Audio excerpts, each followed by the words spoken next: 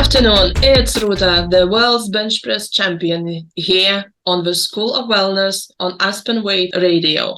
And today I have a special guest, a very nice, intelligent person who graduated from Oxford, and he's very nice, humble person you could ever meet.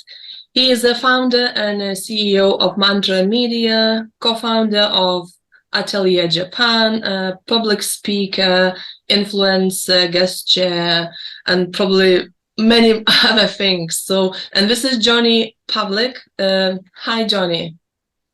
You said my name right. I think you're one of the very, very first interviewers, whether it's the BBC, whether it's podcasts overseas, first person to get my name right. So thank you. I appreciate it. Okay.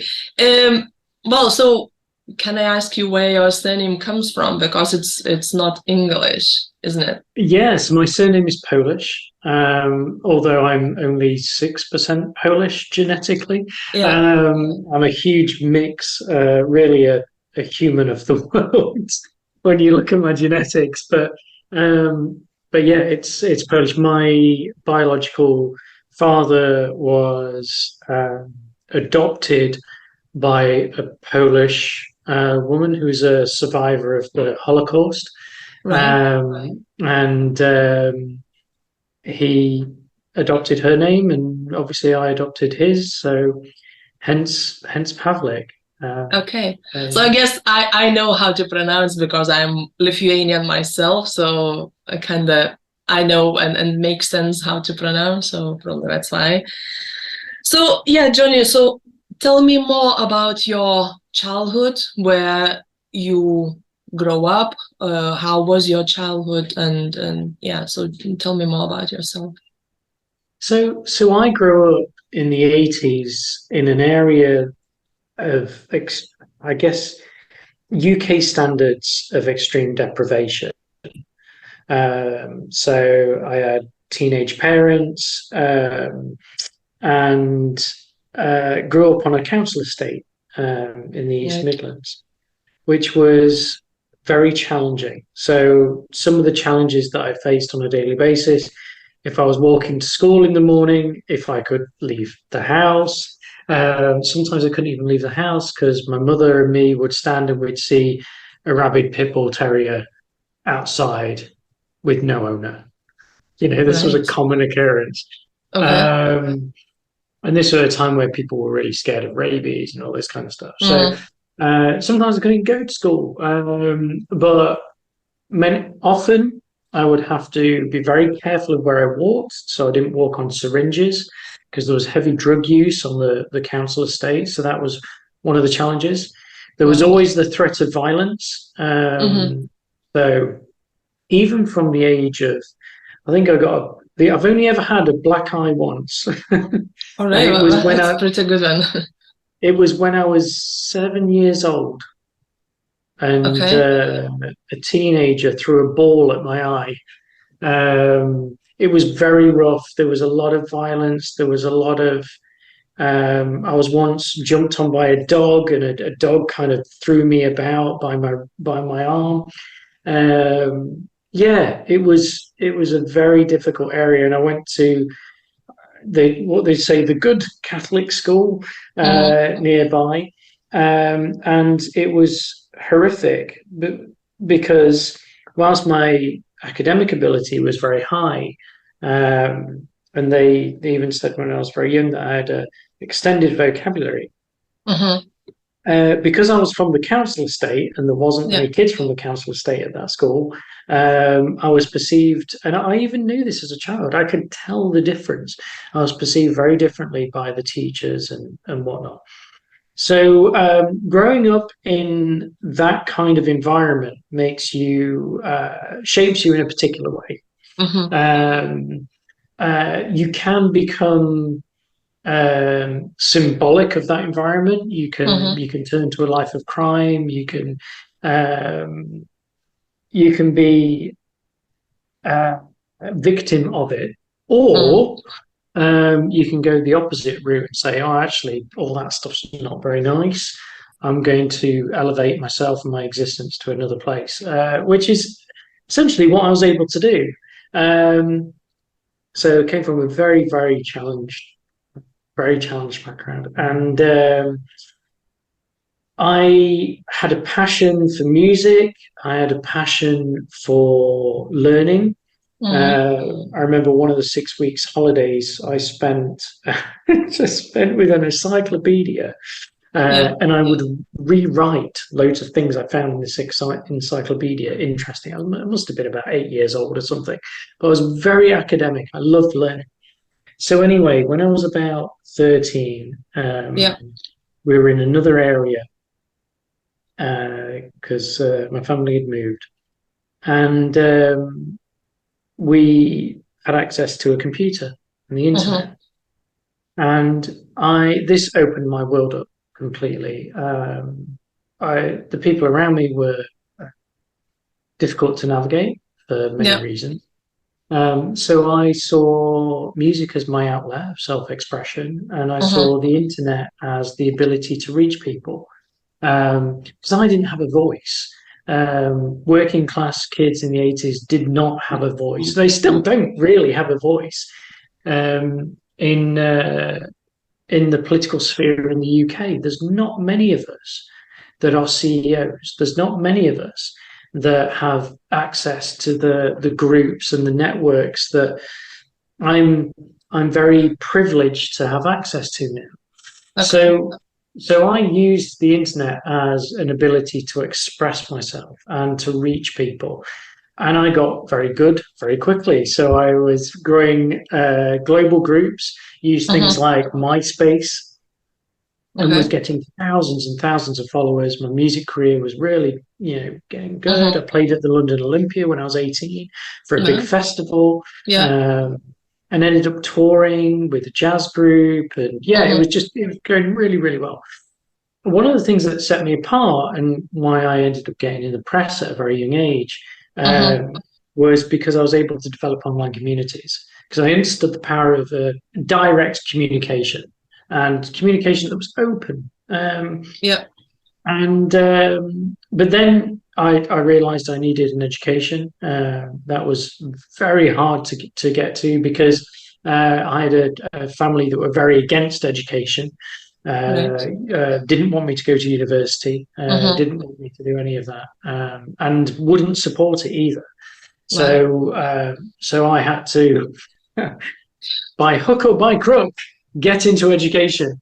I was very privileged to study in Oxford, and again, that came with many challenges, being a working class kid in an area where people have never wanted for anything. Everything has been given to them very quickly and easily, and they go on and they follow that route. You see Boris Johnson type, their entire lives they've never actually had to work for anything, because it's a form of it's socialization, which means you are always cushioned. It's very hard to fail, or at least economically. So then I studied political philosophy, which gave me an understanding of why do we have a society like we do now? How does it function? Why does it function like this? What are the ideas that informed governance and informed the negotiation of the individual with the state and things like that? Things that really interested me. And then after that, I went on to work for some global businesses in their marketing departments, usually in international relations type stuff. I used to work with one of the oldest publishing companies in the world, helping them expand into educational facilities globally. I worked with B-Sky-B and various other large enterprise organizations. After that, I consulted with various agencies in the UK and beyond, and found that the marketing industry was broken. Now, marketing, I'd studied marketing. It was part of what I did at university, because it was all down that communication literature. How do you express yourself? How do you use language to inform not just your own perception of the world around you, but others. And as we all know, marketing has been used to malevolently manipulate the populace for eons. Yeah. And I thought, well, just in the way that language helps people in counseling and psychotherapy, because actually the modern marketing all comes from psychotherapy. It was Sigmund Freud's nephew, Edward Bernays, that actually commodified first wave feminism for the sale of tobacco. Right. So this thing's been going on for a very, very long Yeah. time. So I was like, well, you know, you look at drug therapy, you look at people with certain challenges, talking therapies and using language in a specific way helps people to make better decisions for themselves and for the people around them. So I was like, well, why isn't there a marketing company that's choosing to do this? That only work with organizations that meet your moral and ethical standards. So don't work with organizations that have factories overseas where people are treated as, you know, in an inhumanely way. Why aren't there marketing companies that are saying, unless you don't involve yourself in the slave trade, we're not going to work with you? We know the answer is money, it's greed. Yeah. So I decided to form a marketing firm that was driven by ethics and guided by knowledge. I had the idea around 9 years ago. And yeah, about 8 years ago, I formed Mantra Media, which was the first, you know, company that goes, we are the ethical marketing firm. And I'll stop there because you've probably got some questions. Yeah, so I think even some remarks I would like to make. Obviously, you had a very difficult childhood where you grew up, but you still chosen different path. How did you have friends? Did they accept you? I mean, in childhood, because you were from different area, and you said you went to Catholic school where they were kind of from better areas. So did you have friends? Did you have who to talk and, you know, play, and then, or were you just completely on your own and just that's why you decided to express yourself in music? So I was popular in an unusual way. I was very geeky.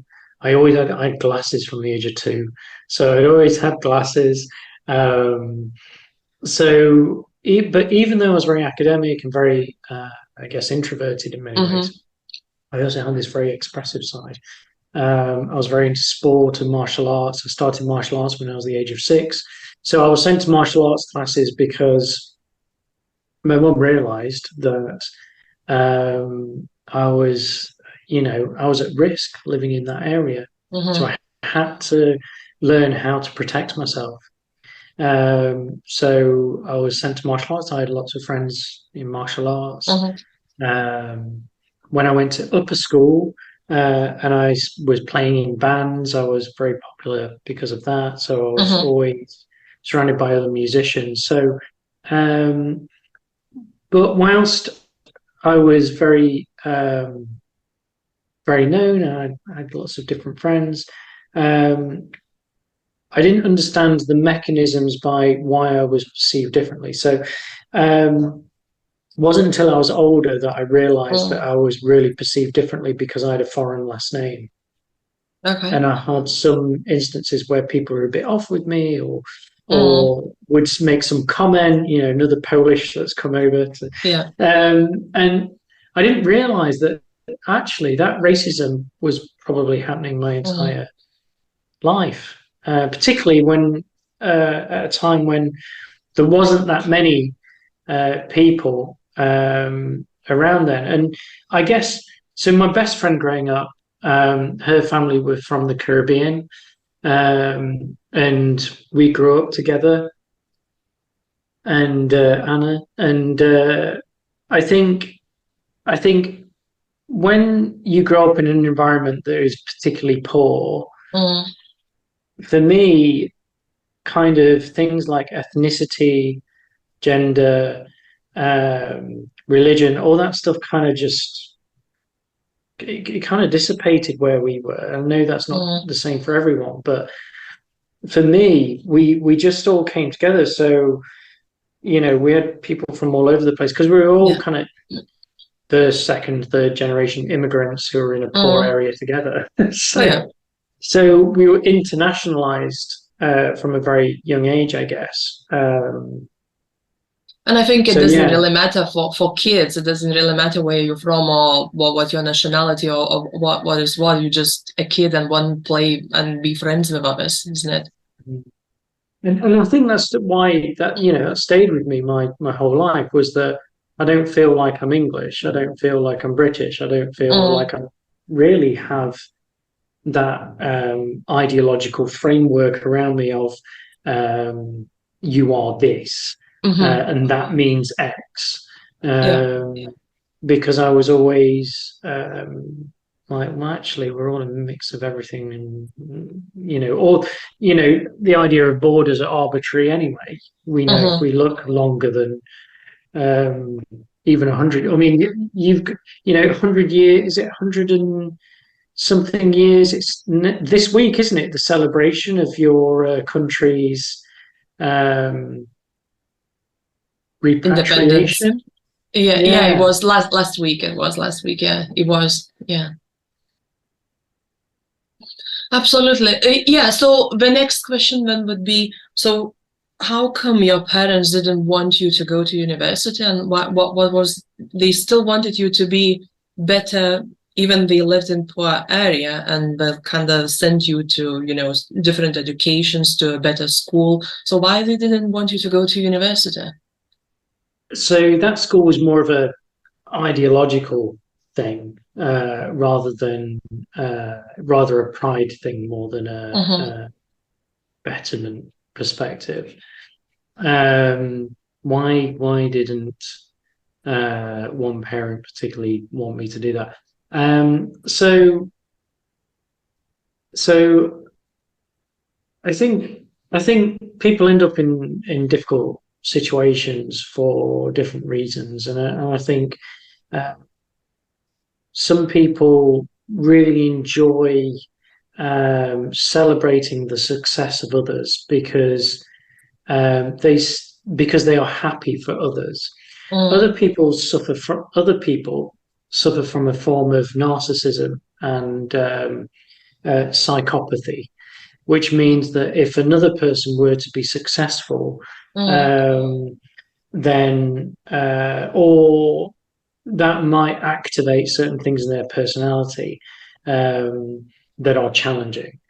So yes, we're not all gifted with safe environments when we're young. Okay, I get you what you're saying. Okay. So what did it mean for you going without that support? Did anybody support you at all? And what it meant like mentally for you, push yourself going, and you said especially that you were not, you were at that university not the same as others who just were given everything just to go that path, and you were not. So how was it for you? This is an interesting one to try and, because I'm very introspective, and I kind of think about what I do, when I do it, how I do it, why I do it.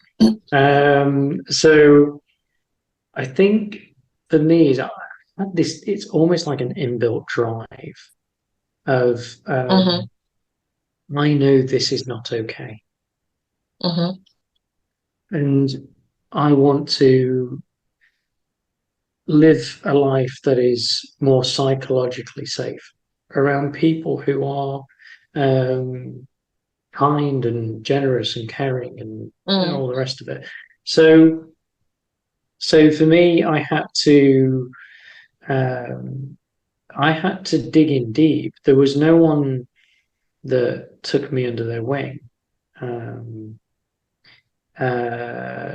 I've learned from people, I've always wanted mentors. I've always wanted, even when I was in business, I asked people, but people are busy. So for me, I learned from my friends actually who'd had better home environments and more stability in their families and things like that. So people who'd come from psychologically safe home lives, I learned from them. So I would seek out people who were informed or hugely intelligent or successful, and I would just Yeah. ask them questions. So for me, it was just self-drive. That's the thing. It just came from this um, inbuilt thing of not accepting things, Yeah. because it's easy to accept your environment and become comfortable. Sometimes become comfortable in trauma, and because it's what you know. And don't get me wrong, there's been a journey, there's been a huge journey that I've had to face to get to where I am today. And it's not been easy. It's involved a lot of challenges and a lot of fights. Well, I guess that's how we grow, don't we? Without challenges, we wouldn't grow, as you say. We would stay in that safe environment, and we wouldn't. Well, we'll stay there. I'm a huge believer that adversity breeds resilience. And as somebody who's had to face ongoing adversity in one form or another, I had no one to support me starting a business. I didn't have a parent that was going to give me 10K or 100K, or in Donald Trump's world, millions of pounds, or Gary Vee, a father that's going to make everything easy for me. You know, I had to do it all by myself. And I had friends that gave me advice along the way, and that was it. So I do think you just find a way. I think if you are focused enough and you are resilient enough, you just find a way. And I think that's the human spirit, right? I agree. I agree. If you find that way, because I'm in business myself, and kind of, as you say, it's very challenging. Nobody giving me money as well, and you just find a way somehow. You find the connections, you find you think differently, you find something which kind of starts working for you.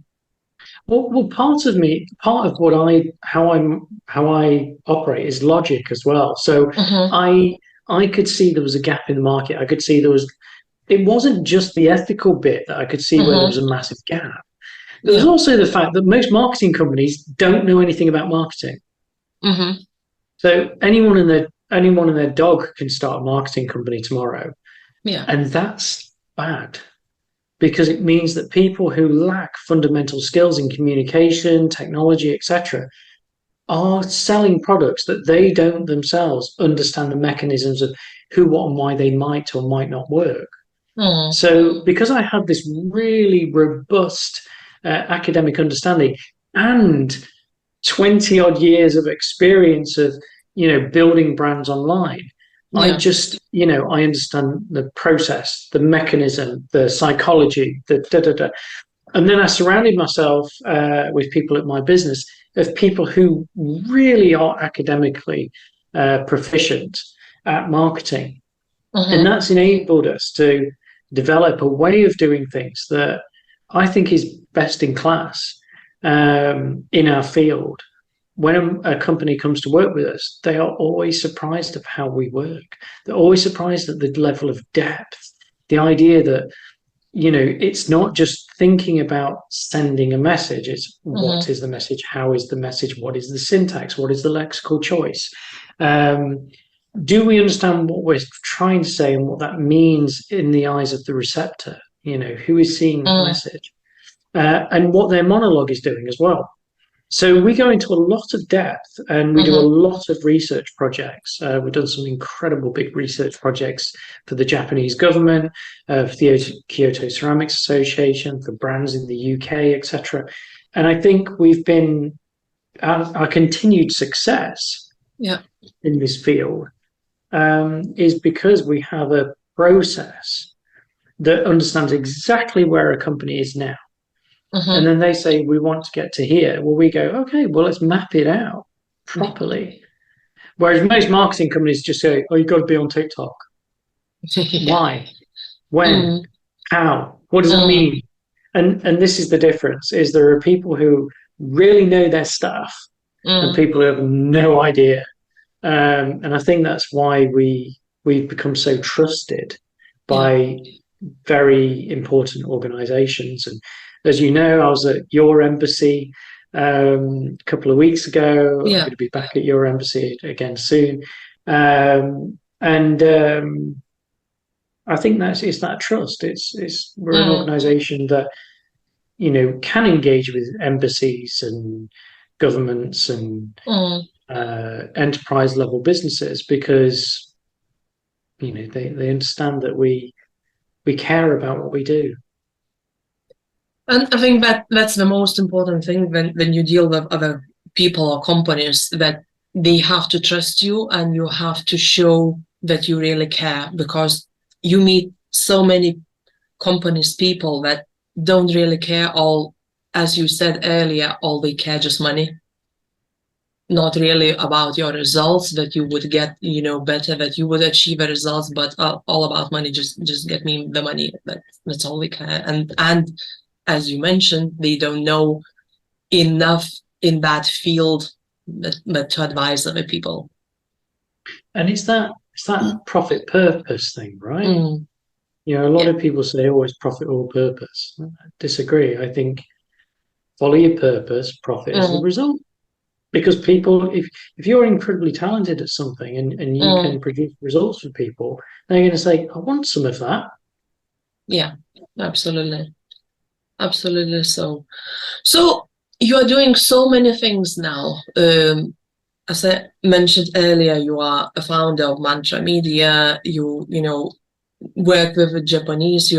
I met obviously you at that one of networking event with your friend, Japanese friend. So you've got a company with him together. You do public speaking. So how do you cope with all that volume? It's a lot of going on. So mentally, what do you do to recharge? And just tell me that side. That's a really interesting question, because obviously the last 2 weeks have been a very fast-paced, you know, 2 embassy presentations, 3 international events in 3 different cities over 2 continents, plethora of business development meetings and communications. I think it was like 11 days. And then looking around lots of sake as well. Yeah. So how do I manage myself? So I've always been into self-development ever since I was a teenager.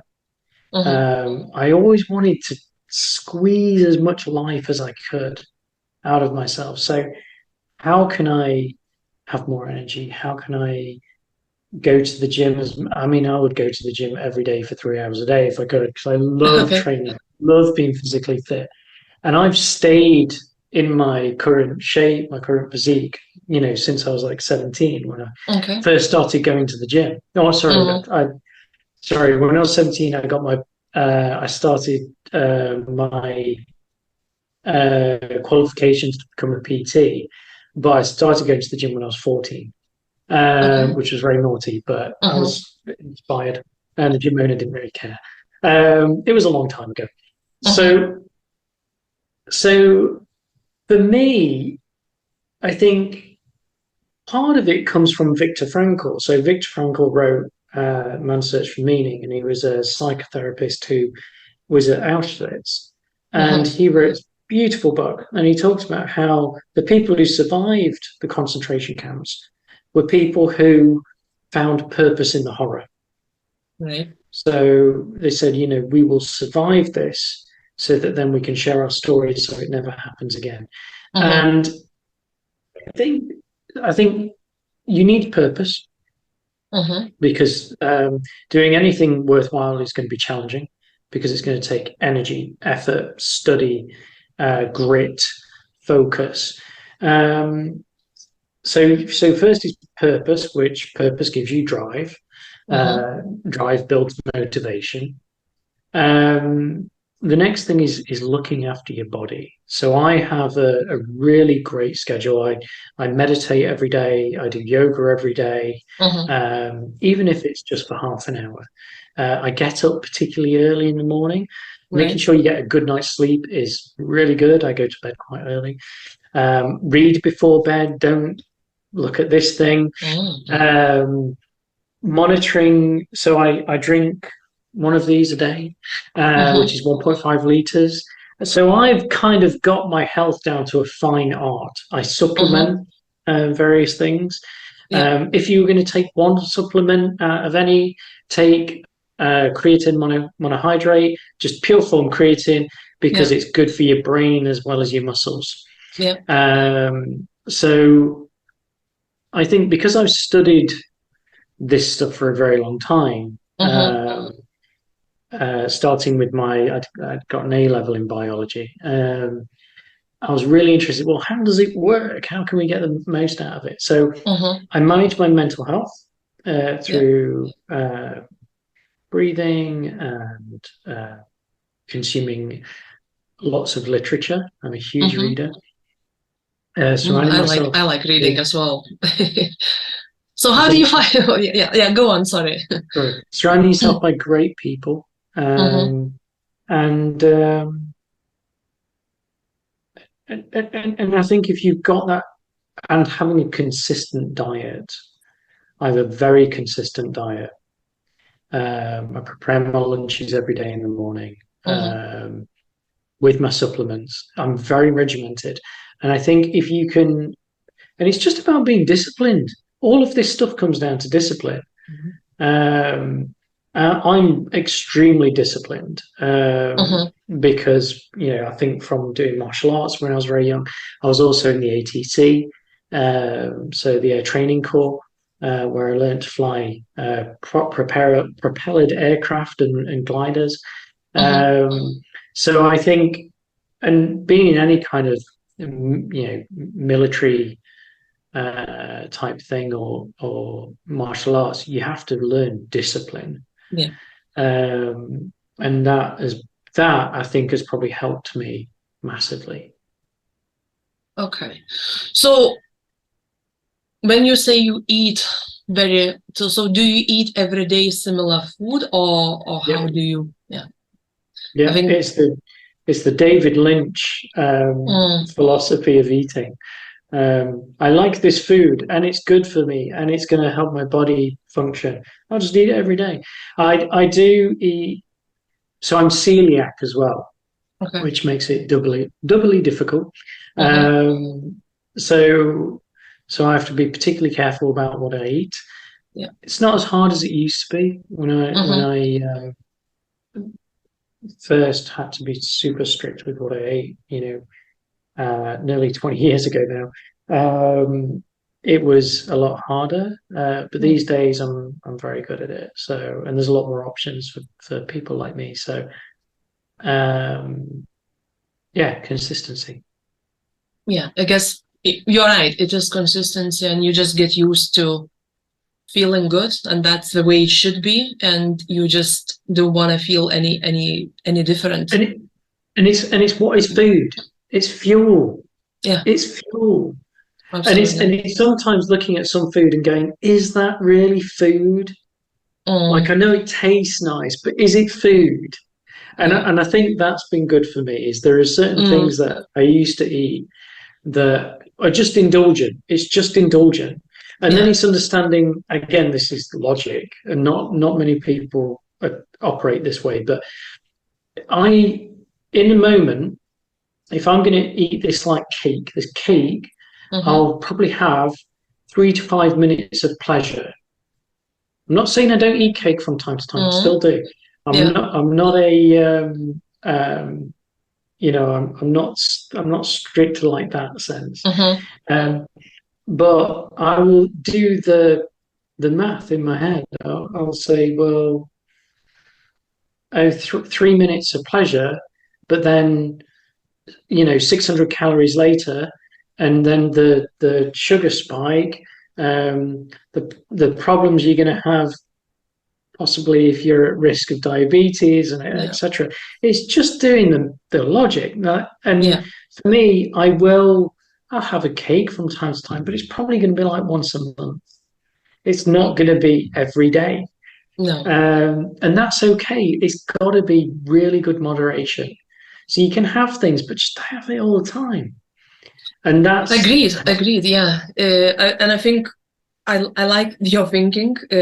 Absolutely, I agree. I'm the same. But you have to know those things. What the biggest problem I think with people are that they not aware of things, what it actually means for their body. They've heard something somewhere maybe, but they don't fully understand the impacts of what they're eating and how they could actually feel, that they could feel a lot better than what they are feeling. Even I was at some point in those glucose spikes, and I was having, if I wasn't eating, well, kind of every 2 hours, I was starting feeling dizzy. I was having those spikes until I changed how I eat and what I eat. So, yeah, people not aware of it. And it's an easy habit to get into because the marketing industry has trained people to think a particular way about food. Food is fuel. I mean, I eat at some incredible restaurants, and I do love going to eat, but it's what are you eating? Most of my time, food is fuel, and then if I go for a meeting with a client, we have a meal out together, and we go to a nice fancy restaurant, or I go out with friends. Then it's like it's something you appreciate more as well because it's an occasion. It's not just every meal has to be some gargantuan mess. That's not really fuel. It's just a bunch of sugar spikes and messing with your insulin levels. Yeah, and well, the thing is that kids are taught like that. Look what they are eating at schools. Every day they're having desserts and all those things, and kind of you think, oh my God, what they are eating. So that's how they learn, and they don't learn properly to eat and why they shouldn't be eating like that. And that's why they're having all the problems later on in life. 100%. And people, it's like visceral fat.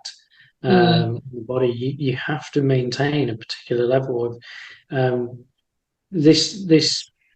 It's self-control, it's discipline. Yes, you could eat cakes every 2 hours if you want to, but you will get ill. Yeah. And you will put Absolutely, yourself at risk of diabetes. You will put yourself at risk of all kinds of things. Visceral fat is not good for your body. Being fat is not good for your body. You will get ill. And unfortunately, people who may have malevolent ideas about people are pushing things that just are not scientifically valid. And we know this stuff. So energy, why do I have such great energy? How am I able to manage myself and my environment in such a particular way? Because I'm really disciplined. And I can tell when I'm not. Okay. The difference, the other thing I would suggest to any of your listeners is these bad boys. Yeah. So this is the Garmin 5, which is probably the most accurate device out there at the moment. But understanding what your blood oxygen levels are, your sleep, your heart rate, and a ton of other things to understand what your body, and the thing that this has is your body battery. Yeah. So how much have you actually got left in the tank based on your activity on a day? And that's been transformative. Because if this says look, you didn't sleep well last night. You slept long enough, but you didn't have good quality sleep. Yeah. And then it says your body battery is this level, so you've got to be careful today. You got to manage this, otherwise you're not going to function properly. So useful, so useful. So yeah, it is. I agree. I don't wear it. I don't have it, but I have it like a heart monitor. When I train, it gives a lot of details as well. It's good. It's good to have one. So what is your normal body battery when you wake up in the morning? When just out of interest, what does it show? What percentage normally? So the other day it was 93, which is really good. Yeah. If I have a bad night's sleep, it can start around 40. Wow. Yeah, so it can be. That makes a big difference for how you feel, how you operate during the day. One of the things I've found is if I get a lull in the day, I'm like, oof, I feel quite tired. Where's this come from? And I check the thing. It's very accurate. Very accurate. And that for me is fantastic data, because then I can look before I get to that point now where I know actually if I get to there, don't make any decisions. Don't make decisions if your brain's too tired, because you'll make a wrong decision. Don't go to the gym if you're.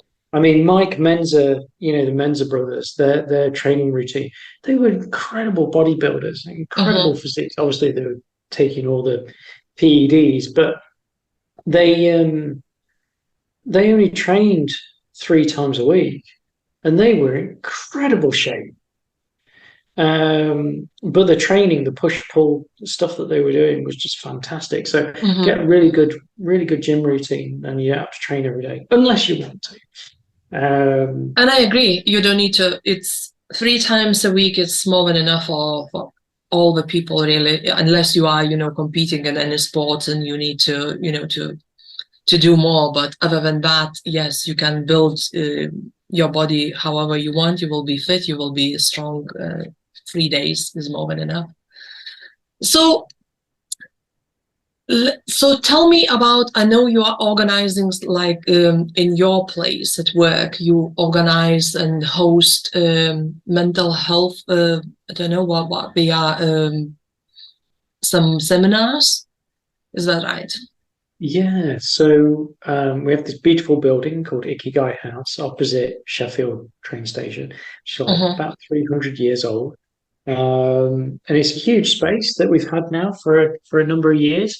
And we have an event space downstairs that I know you've been to. And we have mental health seminars. So we have mental health seminars. They're about 2 hours long, and they're for business owners and HR directors in the city.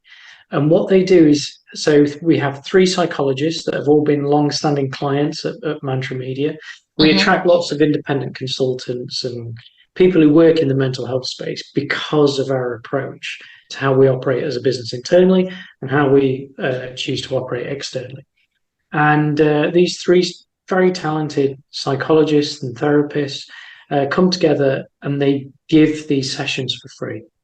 So they're 2 hours and they train people on how to manage themselves and their people better. And they give them fundamental skills they can take away. Beautiful, it's perfect. And then if they like that and they really enjoy it and they take away and they can go and they can implement some incredible positive psychological changes in their environments, in their workspaces.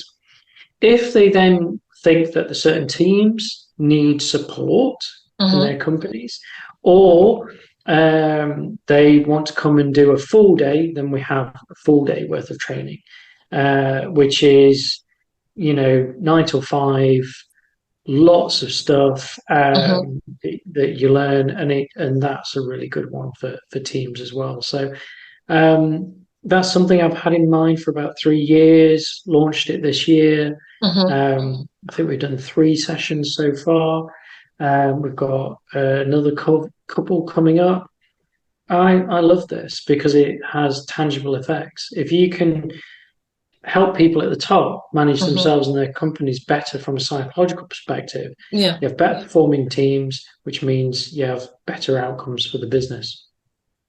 Okay, so have you involved your own people from your company as well? We've been involved in did those courses or came to those seminars? I mean, they've helped put them together. Okay, all right. So one of the things that I'm very proud of at Mantra is we were the first marketing company, at least in the UK, to have full-time psychological support for every member of the team, 24 hours a day, in or outside of the business, whenever they need it, with psychologists they know and trust. Wow.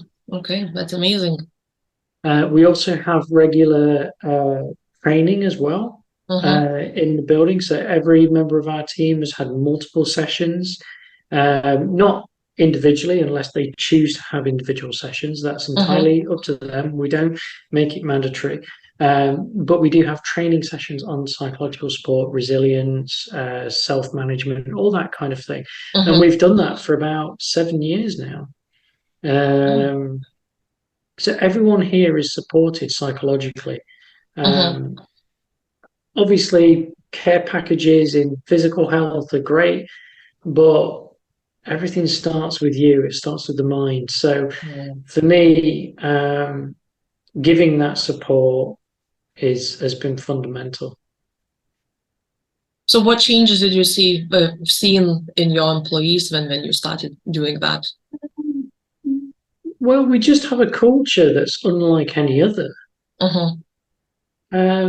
People are really surprised when they come to work here because it's so relaxed. People are just so focused on doing what they do and being the best version of themselves. They care. So every single member of my team cares about their clients so deeply because they really love the work. And it's allowing people to self-manage. There's no micromanagement. We have processes in place, and everything is outcomes focused. But the idea is that people be the best version of themselves, and people become more confident, more resilient. I find that people that work here, they have an environment that is very unique and special. Because in other companies, you may have things like people not being kind to each other. You may have challenges in relationships. You may have all kinds of. We just don't have that here. It's weird or extraordinary, however you perceive it. We tend to keep people for a very long time as well, which is marketing industry. People are known to go from one company to another every 6 to 12 months. Here, people stay for nearly a decade. Which is amazing. That's what you want.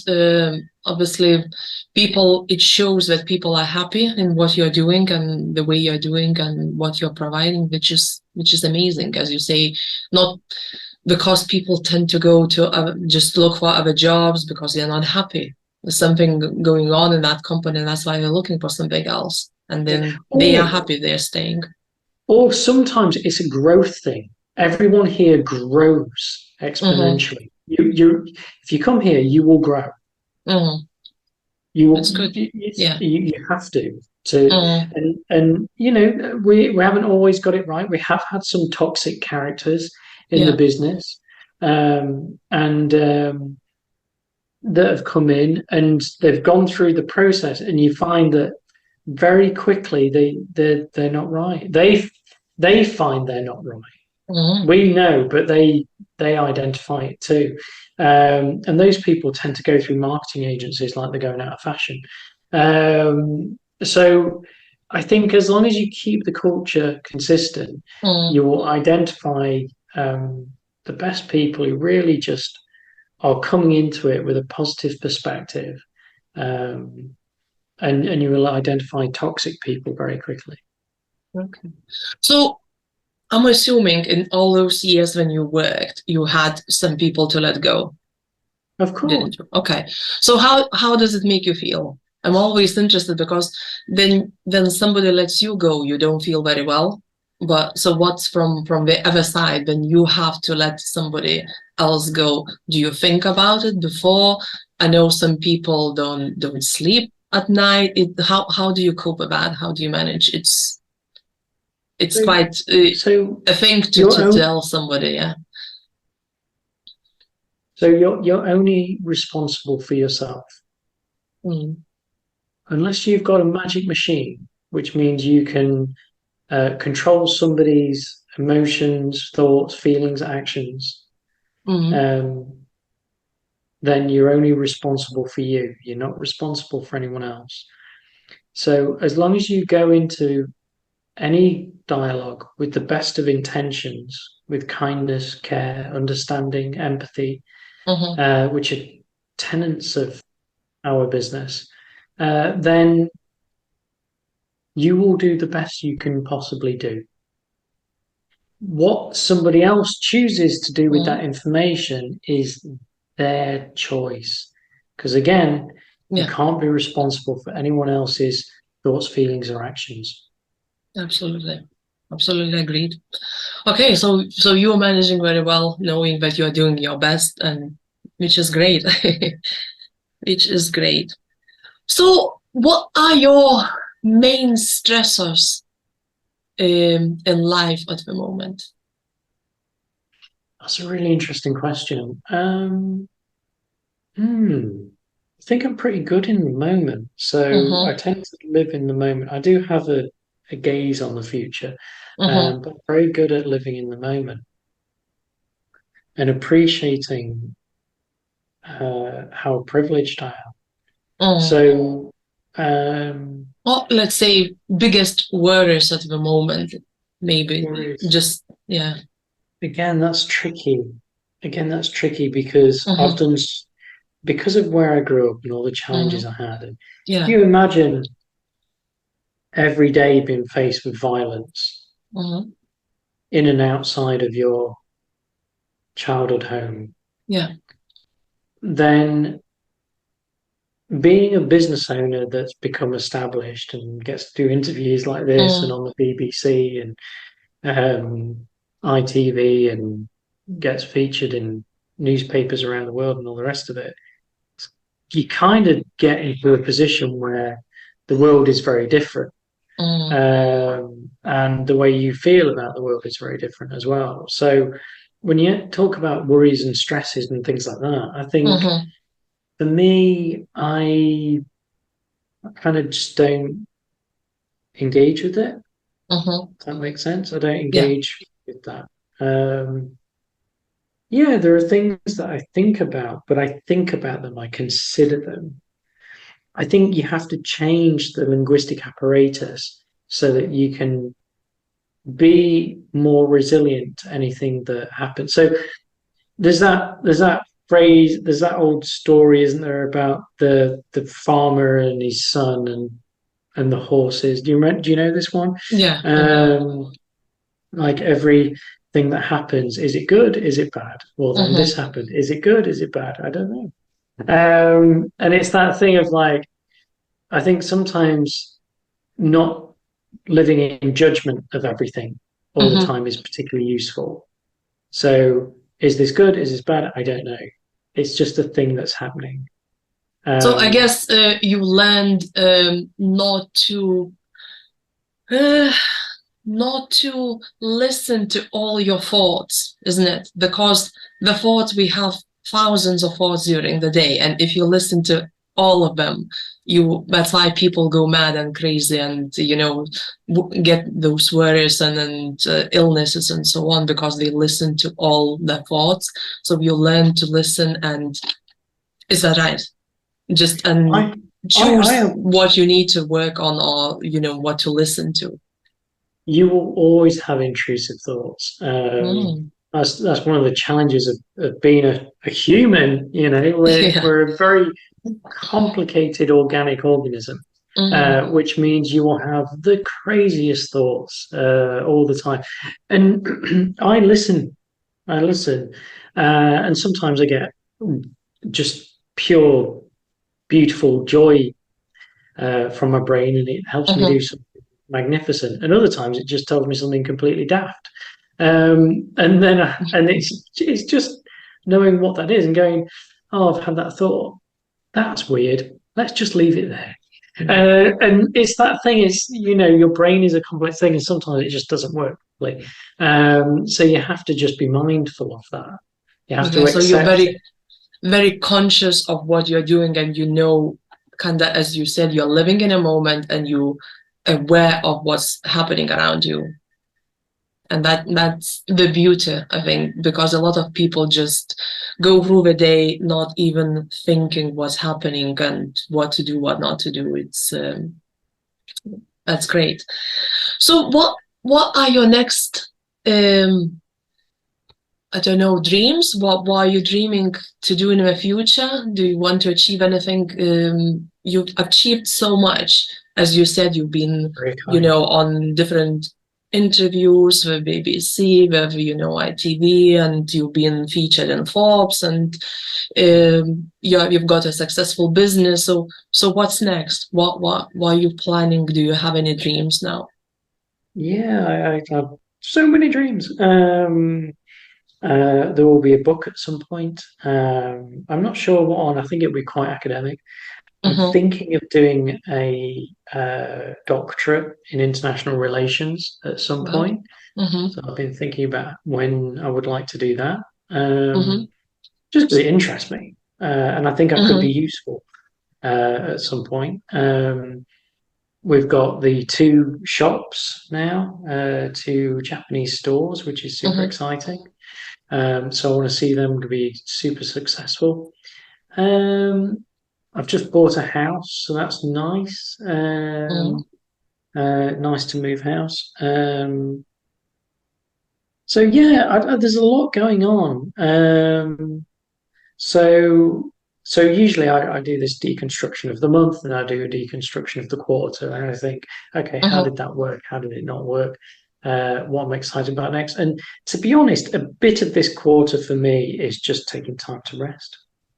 Is just reflecting on things and thinking about what else I want to build for the future, but enjoying the process. And I'm super disciplined anyway, so not adding more pressure than I need to, because I don't really need to put any pressure on me to be productive. I just am. So I think that's everything at the moment. Okay, that's amazing. A lot of things still to look forward and to be achieved.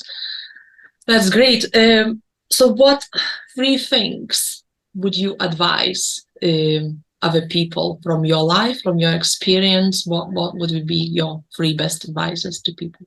I think the best piece of advice you can give anybody is, whether something is good or whether something is bad, whatever they're experiencing right now, it will pass. Whatever you're feeling right now, whatever you're thinking, whatever you're doing, it will pass. Because it's inevitable. Change is constant. So that's the first thing. The second thing is, because change is inevitable and constant, you need to accept change. And to accept change, you need to be resilient. So work on how you perceive change, and then build that. The next, if there's a third thing, is look after your body.